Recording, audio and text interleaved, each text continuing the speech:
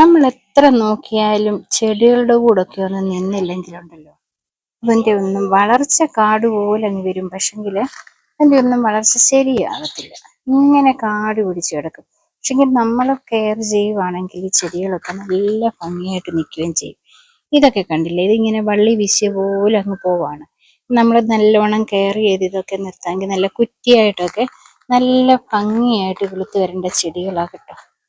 കണ്ടോ, എൻ്റെ ചെടികൾ ഇങ്ങനെ ആകാൻ കാരണം ഞാൻ തന്നെയാണ്. ഞാൻ സ്ഥലത്തില്ലായിരുന്നു, അപ്പം ഇങ്ങനെ കുറച്ച് വളർന്നു പോയി. എപ്പോഴും നമ്മുടെ ചെടികളൊക്കെ നമ്മൾ തന്നെ കെയർ ചെയ്തില്ലെന്ന് വരെ ശരിയാകത്തില്ല. എപ്പോഴും നമ്മുടെ ഇഷ്ടത്തിന് നമ്മൾ നോക്കുന്ന പോലെ മറ്റുള്ളവരെയും കൊണ്ട് നോക്കാൻ പറ്റത്തില്ല കേട്ടോ. ഇവിടെ ഞാൻ ഇല്ലാഞ്ഞ സമയത്ത് അമ്മയൊക്കെ ഉണ്ടായിരുന്നു. പക്ഷെങ്കിൽ അമ്മയൊക്കെ നല്ല രീതിയിൽ തന്നെ ഇതിനെ പരിപാലിച്ചൊന്നും നശിച്ചു പോകാതെ. പക്ഷെ അവർക്കൊക്കെ ഇത് കട്ട് ചെയ്ത് നിർത്തേണ്ടി എങ്ങനെയാന്നുള്ളത് അറിയാൻ മേലാതെ പോയി. അപ്പം തന്നെ ഇതൊക്കെ കുറച്ച് വളർന്നു പോയി. ഇനി ഇതെല്ലാം നല്ല രീതിയിലൊന്ന് പരിപാലിച്ചെടുക്കണം.